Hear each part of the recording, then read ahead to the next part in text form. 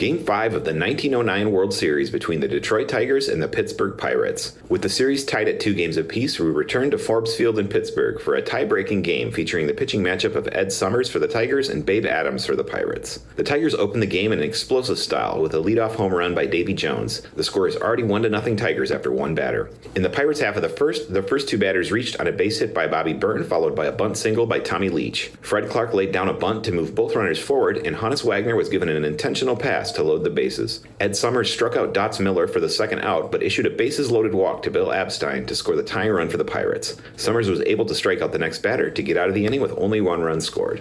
The Pirates opened the second inning with a base hit by their catcher, George Gibson. Babe Adams moved the runner to second with a sacrifice bunt, and then Gibson moved to third on a groundout by Bobby Byrne. With the runner in scoring position, Ed Summers let loose a wild pitch, which scored Gibson, giving the Pirates a lead of 2-1.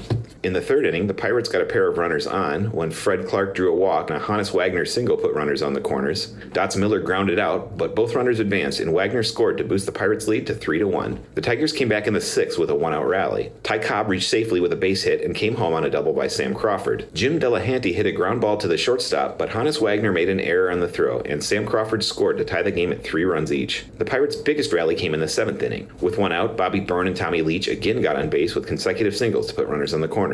Left fielder and manager Fred Clark followed with a 3-run home run, his second of the series, to make the score 6-3 Pittsburgh. Ed Summers hit Hannes Wagner with a pitch before recording the second out of the inning. Wagner then proceeded to steal second and then third base, and was able to come all the way home for a run when Tigers catcher Boss Schmidt made an error on the play. Schmidt had come in the game as a defensive replacement to start the inning. The score was now 7-3 Pittsburgh. The Tigers put another run on the board in the 8th with a solo home run by Sam Crawford to make the score 7-4 Pirates. In the Pirates half of the 8th, Chief Wilson got on base with a double and then scored on a single by George Gibson to make the score 8-4 Pittsburgh. And this was the final tally as the Pirates took the lead in the series 3-2. Ed Willett came on in relief of Ed Summers for the remainder of the game. Babe Adams picking up his second win of the series for the Pirates, spreading out 4 runs and 6 hits with only 1 walk and 8 strikeouts. We head to Detroit for Game 6 with the Pirates 1 game away from winning the series.